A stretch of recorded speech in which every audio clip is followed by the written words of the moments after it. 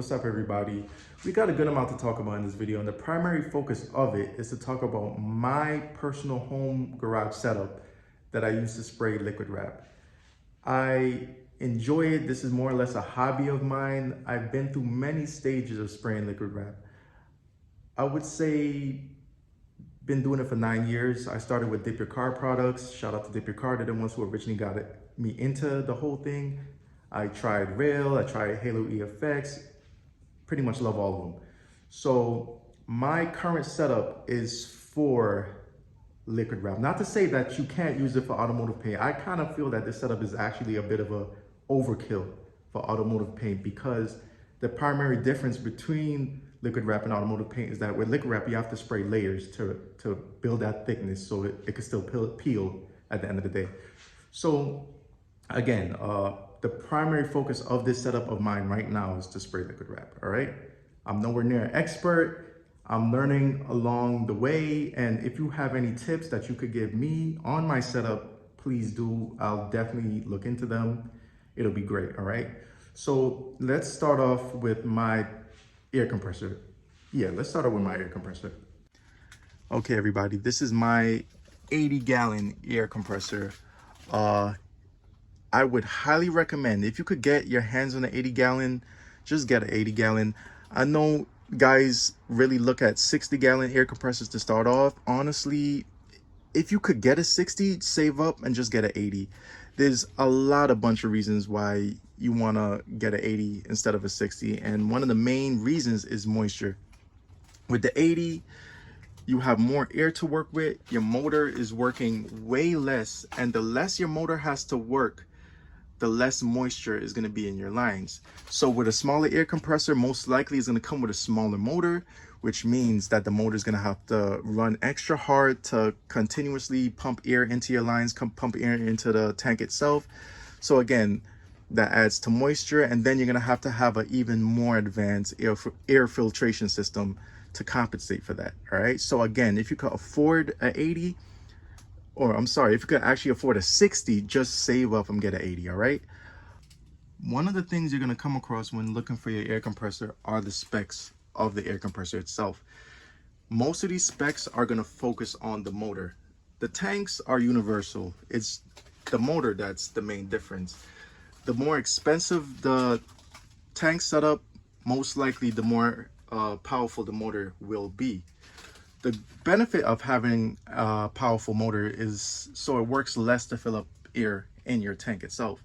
And the less the motor has to work, the less heat is going to generate, which equals to less condensation, which is also less moisture. So that's another reason I say try your best to get an 80-gallon compressor, because the motors with the 80 gallons are adequate enough to be used for liquid wrap, for paint, because the motors most likely will be powerful enough. The trouble comes when you start looking into smaller compressors like the 60 gallons or the 30 gallons. I've seen guys who run 30-gallon compressors with auxiliary tanks, which is kind of ridiculous, because the compressor itself was designed for the motor itself was designed just for a 30-gallon tank. Now you add auxiliary tanks, which means the motor is going to have to work twice as hard, which is going to equal to a lot of moisture in your lines. So again, if you have the money, just jump for an 80-gallon, okay? With the 80-gallon, you'll have to run a less advanced filtration system, which I have here. We'll go over that in a second, but that's a huge benefit of just straight up getting an 80-gallon compressor compared to a smaller compressor itself. Compressors usually do not come pre-wired. They come with this regulator, of course, but when it comes to the wire, they don't come with them, and that's because it's up to you what you want to be your outlet setup. A compressor is a 240 volt. It uses a lot of power, so people have different setups for 240 volts in whatever vicinity they plan on putting the compressors in. My personal compressor uses an extension cord. Before you electricians go crazy, this is not your average extension cord. This is welder's cord. This is what the welders use as extension cords for their welding machines, which carry way more amps, same voltage. for their application. So of course, this cord is a thick enough gauge that it can be used for my application. This is, I want to say 35 feet. The main reason I'm running this extension cord is because my garage is detached from my home. My home is here, my garage is here, and the 240 volt is further on the side of my house. So I needed something to reach there, and for me to spend the type of money to get a 240 volt into my garage, again, I don't really use this all the time. The type of money it would have cost, I really didn't feel like dealing with it. So what I did was I made this extension cord for the 240 volt on the side of my house. Whenever I need to use a compressor, I attach this 240 volt to the 240 volt. It runs, I use it, I drain the tank, I unplug it, I wrap it back into this shed, and we're good to go until the next month's project or the next, 2 months. But that's why I just run the extension cord, because I really don't need it to be powered 24/7. Okay, of course, if you have a shop, that's completely different, but for my applications, this is what I prefer. All right, so this is how I power mine. Let's get down to my lines now. This is my first line of filtration defense when it comes down to my overall filtration system itself. I really like this because it's automatic. As soon as it turns on, or as soon as I turn on my compressor, let me say, this usually drains whatever moisture it collected automatically. I don't have to do anything, it just does it automatically. You could pop this off, you could check the filter, check for any contaminants. It's really great. I really do like this little device here. I also use it as a pressure regulator for the rest of my lines. So further down my line is a air filter or air water separator that only has a max PSI, inlet PSI of 155. This compressor itself goes up to 175. So I do not want that much air going into that filter to damage it. So that's why I use this regulator here, and I turn it down to 150, so the PSI going into my lines goes up to a max 150. It's not going to go up to the 175. It's going to be 150, which is safe for that filter. I don't want to damage that. All right, so that's why I like this little combo here. It's an automatic water separator and it's a regulator. It's a 2-in-1 combo. Now, if you notice here, I have a reducer. Okay, this reducer is to connect my whip hose. The reducer here is actually, or the fitting here to this filter on both sides, is actually, I believe, 3/4, right? Now you might ask yourself a question: why didn't I just find the whip hose that was 3/4, or the end connection was a 3/4? I tried looking for one. I did find one, but it was super expensive. It was like ridiculous. So instead, I decided to just run a reducer, because this whip hose is 1/2 fitting.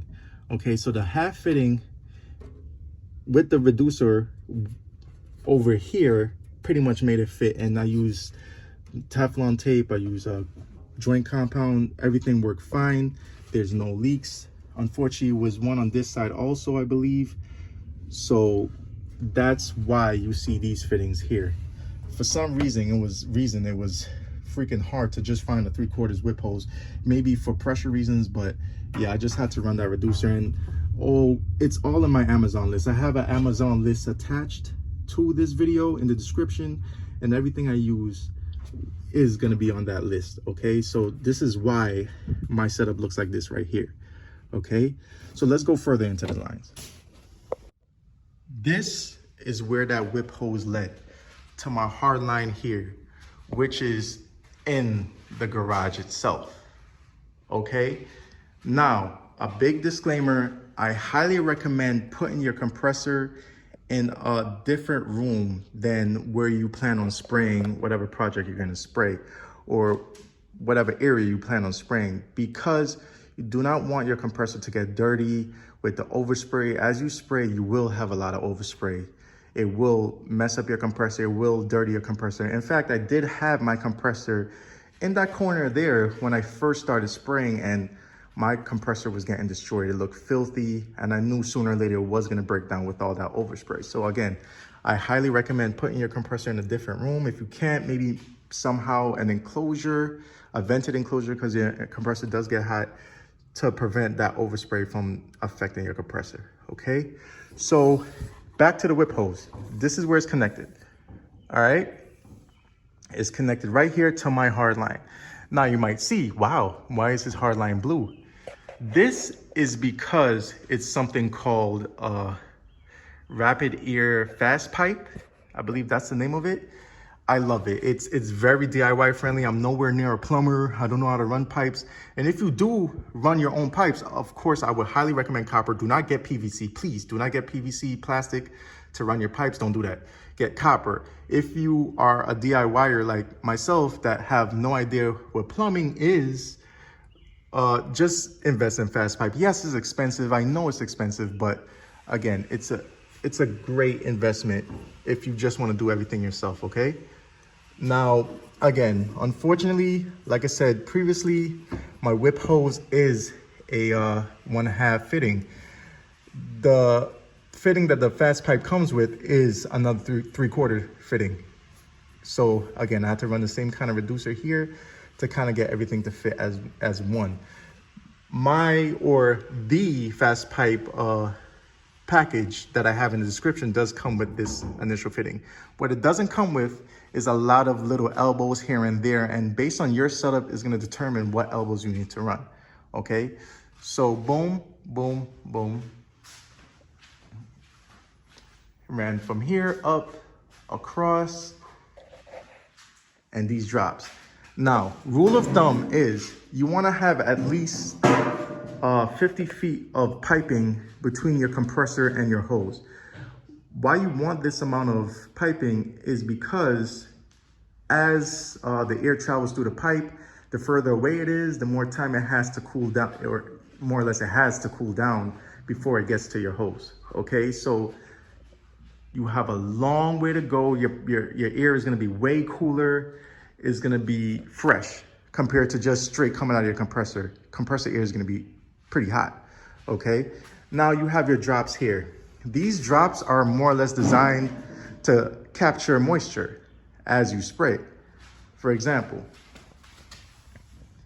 as you spray, you release this. As you can see, I have some water in this line right here. This is why it's great to have these drops.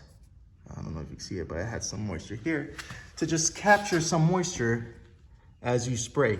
Okay, you could release it a little bit, get some moisture out, just to prevent moisture from getting into your gun. You do not want any type of moisture in your gun, all right? So that's what these drops are designed for. And they do add length between your lines, okay? So this is all added to the 50 feet of line I have here. This fitting, or this end here, the kit did not come with an extra one. It only came with one, okay? I actually had to buy this extra one separately, and it's on the list.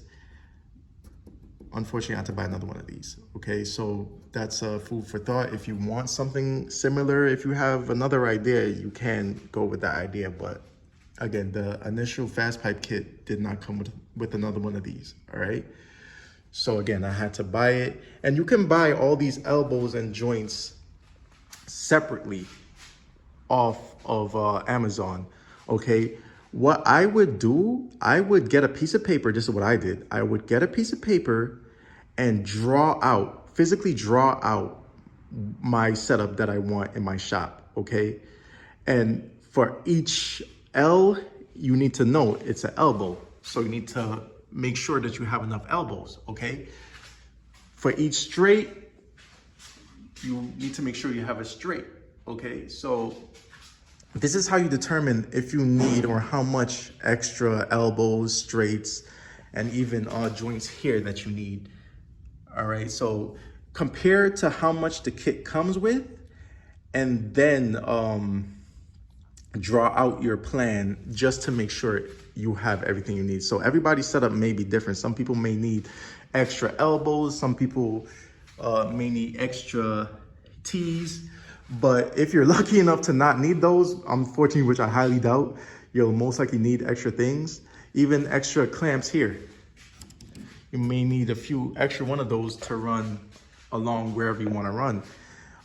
This is why you need to sit down and draw it out. Okay, what I am positive of is that the lines are going to be more than enough. I did not have to buy extra hard lines. I did not need to buy more piping. The piping was way more than enough, but I did definitely need more T's, more straights, and more elbows. All right, just quickly wanted to add that in. At the end of my fast pipe lines, I have another whip hose, and this is going back to the 3/4 to 1/2 fitting. This is 3/4. The whip hose is a 1/2 fitting. I had to add another reducer to get it to fit here. Now, this air filter has a male, or it comes with a male 1/2 fitting. This is a male 1/2 fitting. So of course I couldn't connect male to male. I had to get a female connection to connect everything together. So this is a double-ended female 1/2 fitting to connect both ends together. This, again, this filter does come with this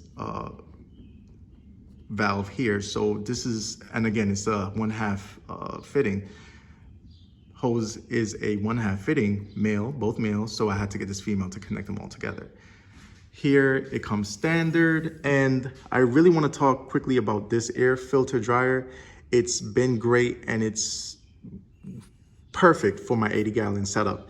If you have a smaller compressor, you're gonna have to get something more powerful, most likely, or something better, a more advanced filter system, because you're most likely gonna have more moisture in your lines.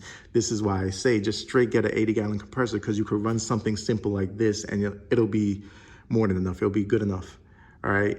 Again, the smaller the compressor, the more advanced this is gonna have to be, which is more money, which is money you could have put into a bigger compressor itself, okay? So this is why I say just get an 80-gallon.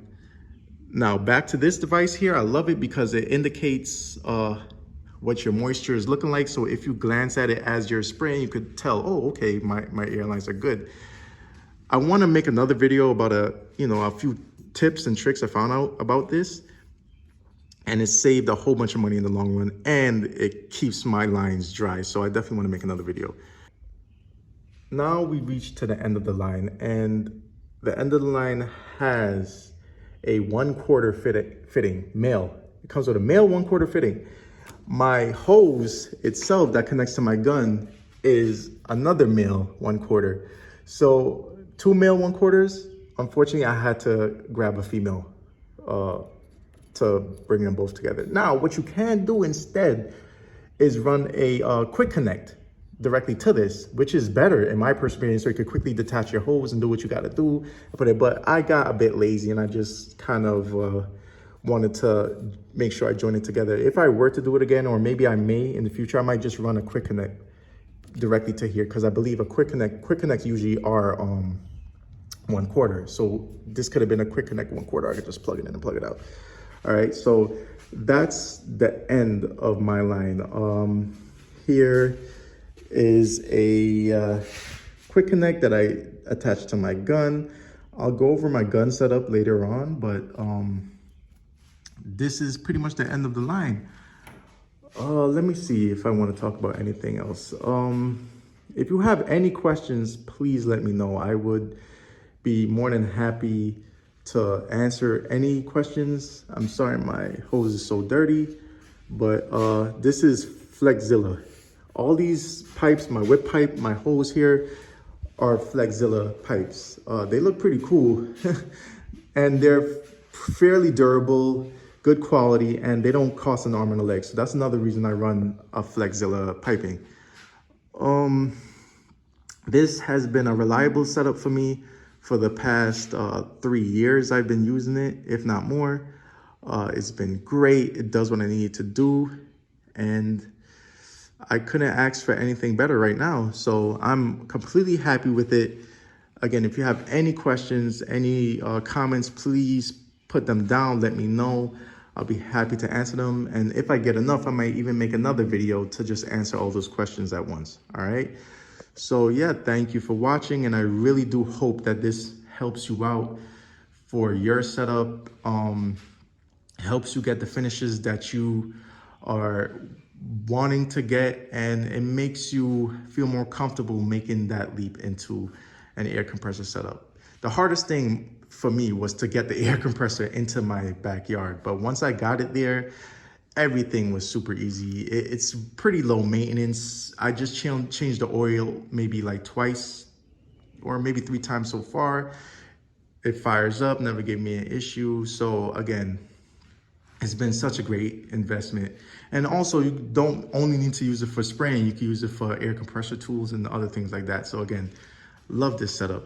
All right. Again, thank you for watching, and please let me know if you have any concerns. All right. Have a good one.